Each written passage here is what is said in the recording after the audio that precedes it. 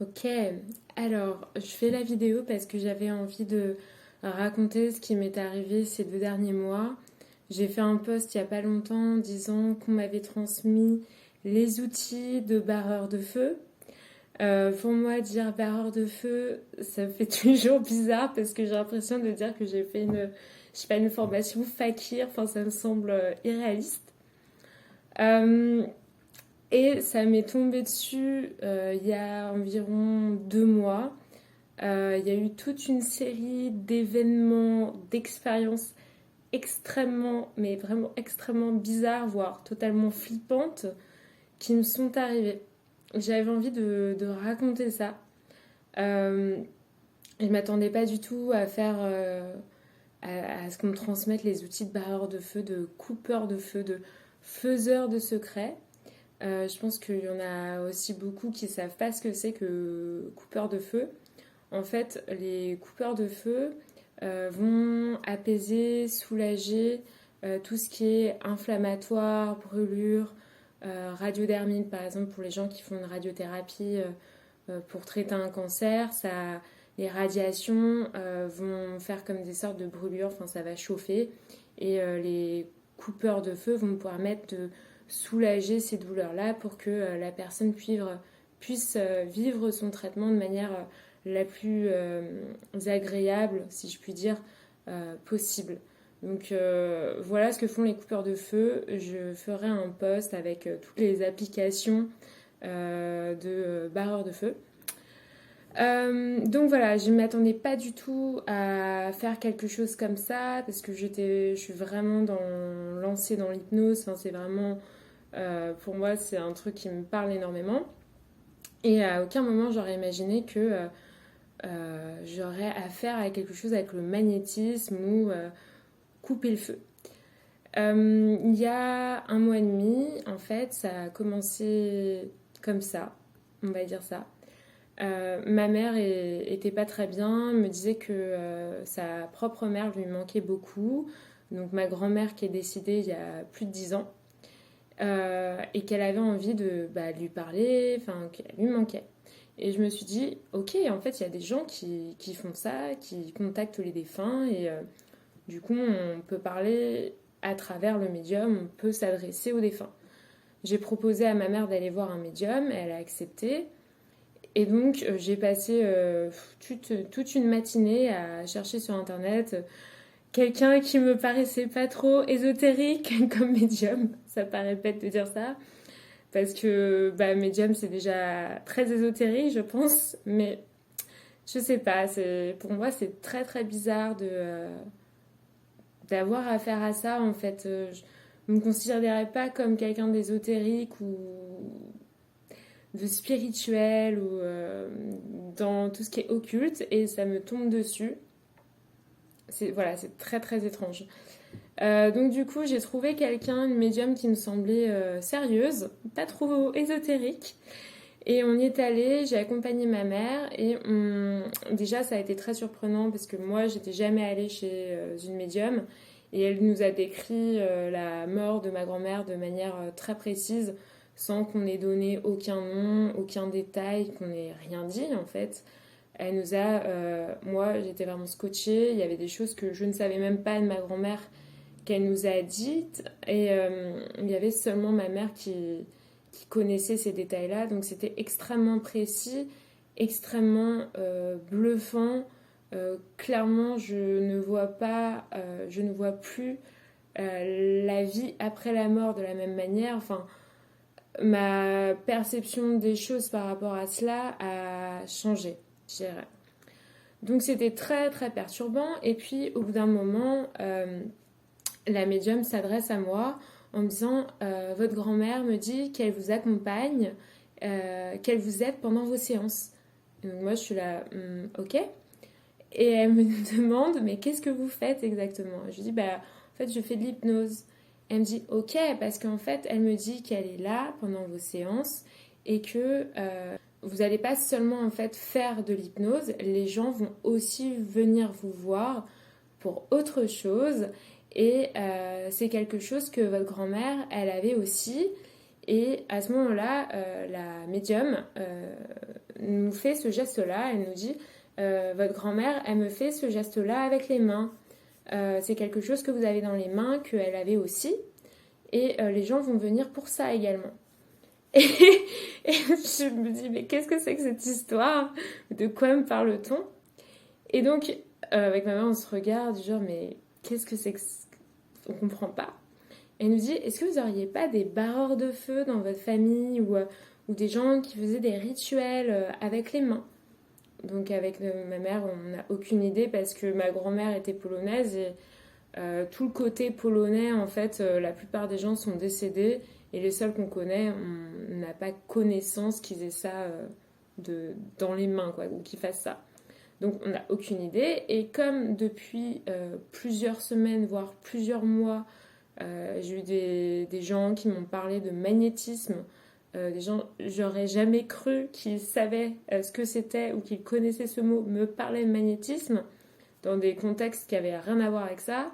Je me suis dit, bon, on me parle encore de magnétisme peut-être, c'est peut-être ça dont il s'agit. Donc je dis, bah, je sais pas, c'est peut-être le magnétisme, vu qu'on m'en parle régulièrement alors que j'ai rien demandé, que des gens que je ne connais pas ou des gens, je ne pensais pas qu'ils connaissaient ce mot, me sortent ce mot-là. Enfin, j'étais un peu perdue. Enfin, bon, je me dis, ok, c'est peut-être ça.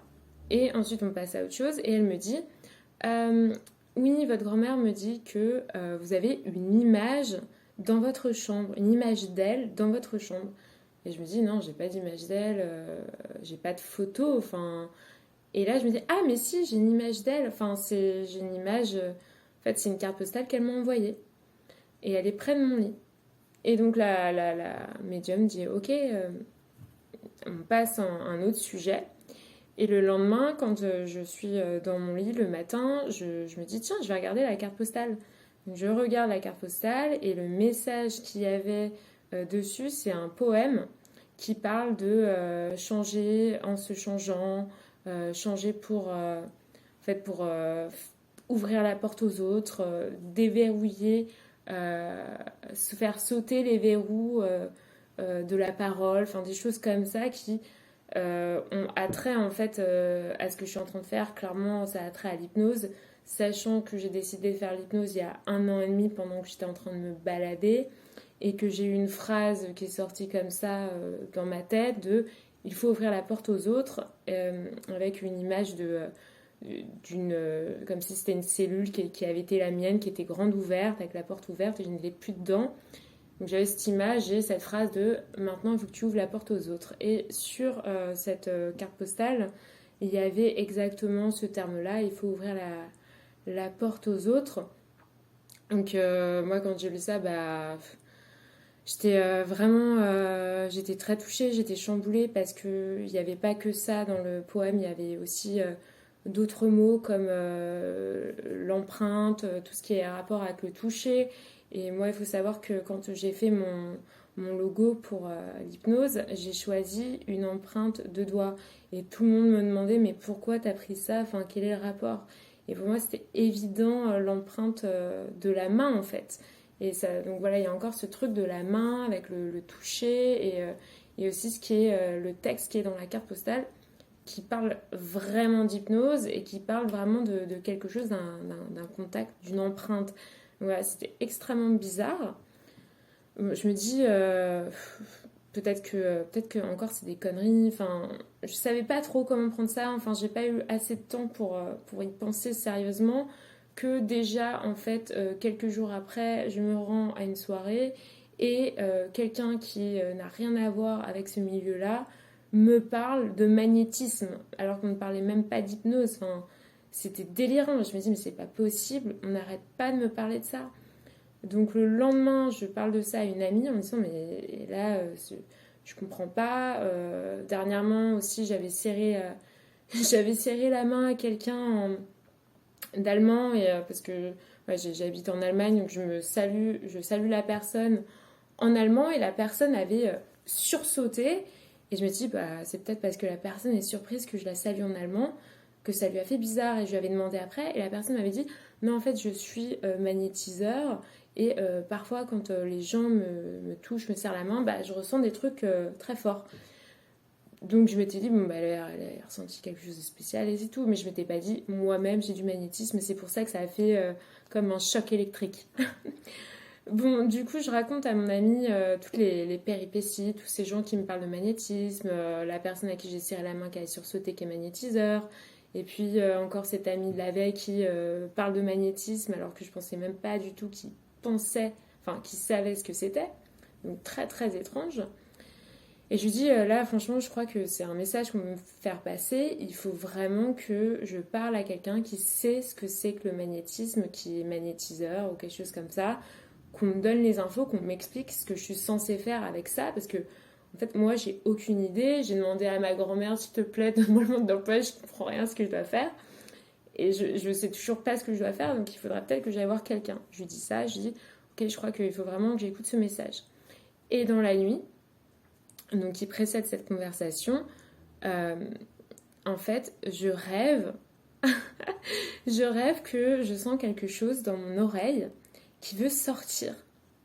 Et je suis devant un miroir, et comme on fait dans l'avion quand on veut, quand quelque chose est bouché, on se pince le nez et on souffle comme ça pour faire sortir, enfin pour dégager ce qu'il y a au niveau des oreilles.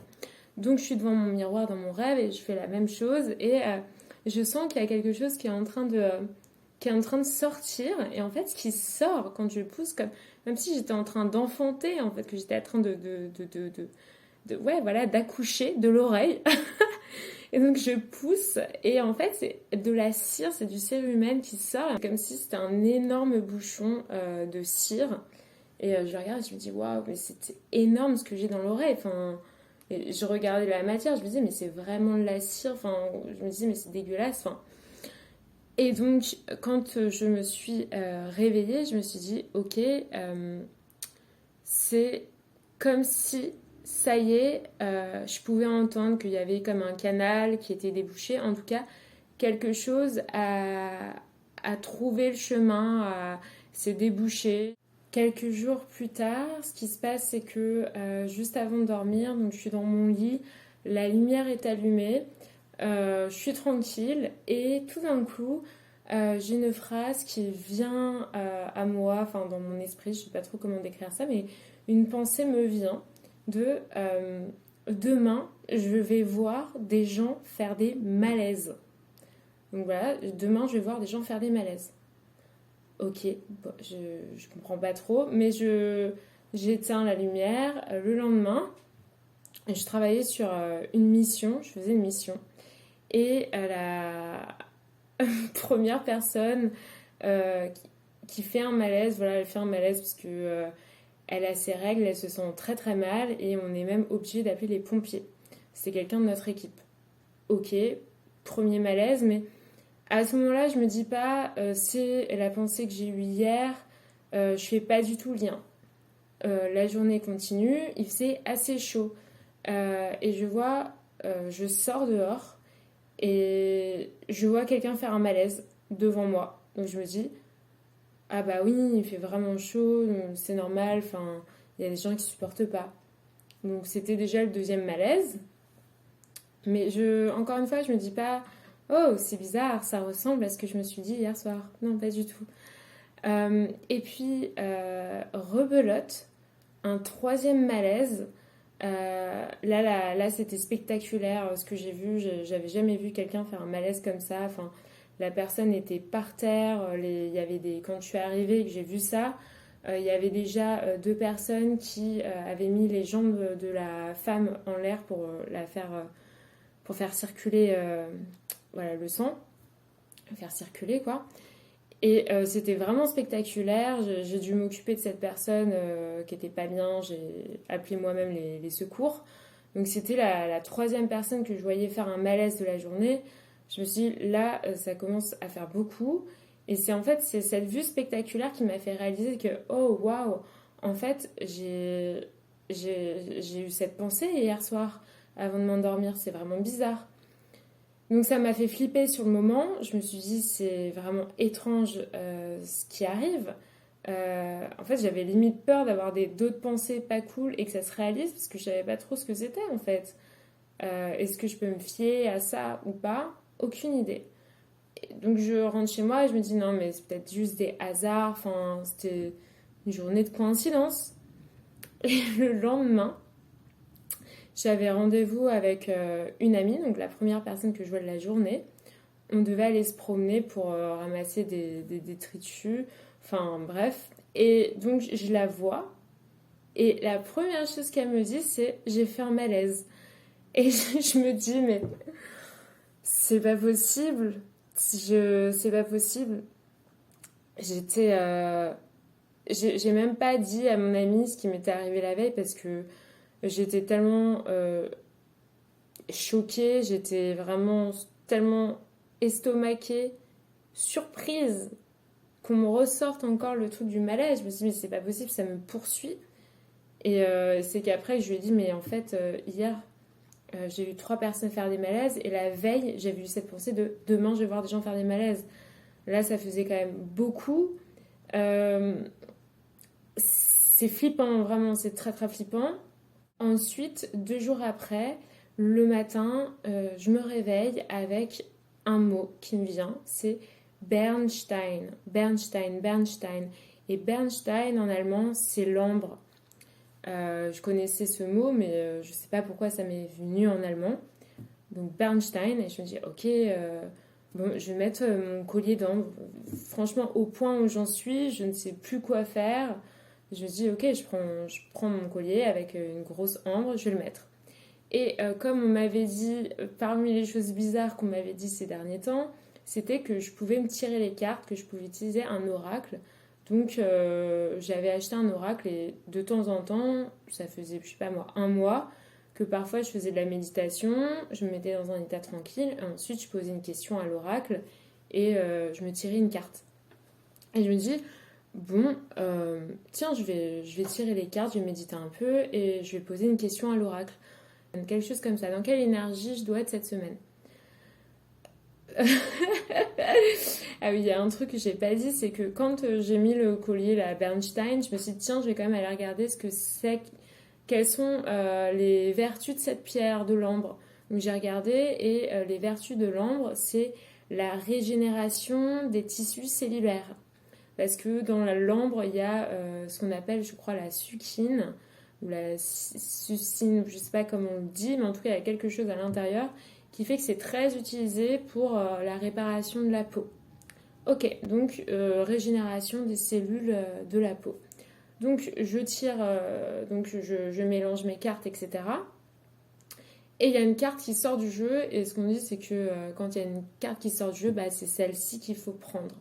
Donc je prends la carte et je regarde la carte, et la carte ça s'appelle Régénération.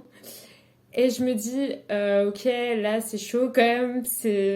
Je crois que c'est moi, soit je deviens folle, ou il y a vraiment quelque chose qui est en train de se passer et je ne maîtrise pas et je sais pas ce que je dois faire, je n'ai aucune idée.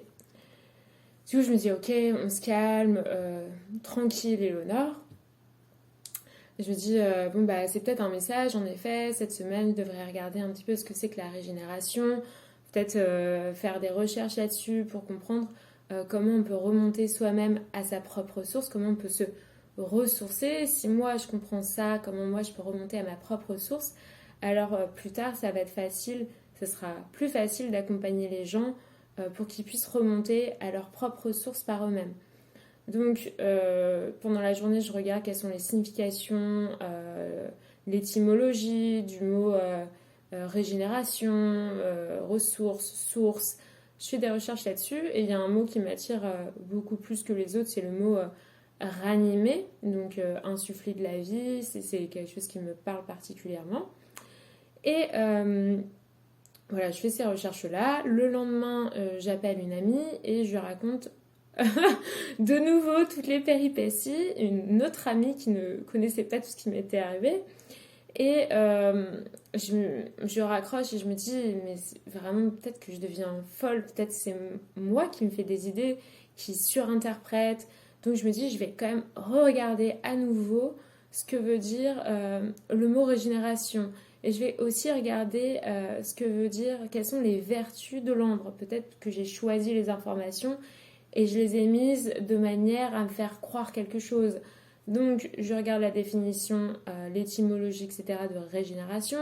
Je retombe, le premier sens du mot, c'est la reconstitution des cellules, des tissus de la peau. Je me dis ok, jusqu'à là, donc c'était bon, je me suis pas fait de film. Ensuite je me dis, je vais quand même regarder les vertus de l'ambre. Je regarde les vertus de l'ambre. En effet, c'est très connu pour tout ce qui est régénération de la peau. Je me dis, ok, mais bon, il doit y avoir plein de pierres qui sont connues pour tout ce qui est régénération de la peau. Donc je regarde un autre article sur l'ambre en me disant, bah, je vais quand même regarder deux articles s'ils disent tous la même chose. Et là, je tombe sur l'article qui dit qu'en fait, l'ambre, c'était la pierre, c'est la pierre des magnétiseurs. En fait, en grec, on dit électron ou électra, je ne sais plus exactement le terme précis, mais c'est une pierre qui conduit beaucoup d'électricité, c'est une pierre ionisante, si je ne dis pas de bêtises. En tout cas, le premier magnétiseur avait une pierre d'ambre et se servait de l'ambre. Donc ça m'a vraiment chamboulée parce que je me suis réveillée en me disant Bernstein, Bernstein, donc ambre en allemand, la veille, sachant que aussi ma grand-mère donc était polonaise, mais voilà, elle parlait très très bien allemand, que moi j'ai vécu en Allemagne, donc ce mot-là je le comprends totalement. Enfin, c'était extrêmement bizarre et cette histoire de l'ambre, c'est la pierre des magnétiseurs, je me suis dit mais what the hell, enfin, qu'est-ce que c'est que ça, genre, c'est pas possible, je comprends pas. Il y a aussi dans toutes les significations de l'ambre, tout ce qui est, eh bien, ça porte la mémoire du passé, portait le code base de la vie, l'ADN. Et moi, ça m'a fait penser tout de suite, encore une fois, à ce truc sur ma carte de visite avec l'empreinte digitale. Parce que moi, j'avais choisi ça en me disant, l'empreinte digitale, c'est vraiment, ça représente comme l'ADN, notre unicité, ce qui fait de nous qu'on est totalement des êtres singuliers, uniques, voilà, comme par exemple l'iris pour les yeux. Donc le soir de la journée où j'ai ce truc avec la pierre d'ambre, etc., je rêve que je gagne un concours d'architecture. Euh, et le prix, c'est, entre autres, parmi d'autres choses que je reçois, c'est un chèque énergie. Et quand je regarde la valeur, je comprends pas bien. Genre, il y a marqué 12 000 euros et puis en dessous, il y a marqué 10 000 et je comprenais pas trop. Dans mon rêve, je vois ma mère et je lui demande est-ce que tu sais comment ça marche un chèque énergie? Moi, j'en ai jamais eu, je sais pas comment on s'en sert, à quoi j'ai droit, comment je peux avoir l'argent, à quoi ça sert, comment on s'en sert. Trop bizarre. Donc voilà encore un rêve hyper étrange et ouais, ça fait le lien déjà avec tout ce que j'ai eu avant. Il faut savoir que moi je suis quelqu'un de très connecté à mes rêves, je rêve beaucoup.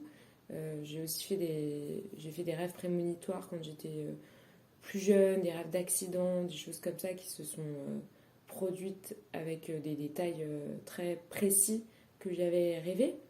Donc je suis déjà ouverte à ce genre de choses. Je sais qu'il y a des choses qui se passent et qu'on ne peut pas expliquer.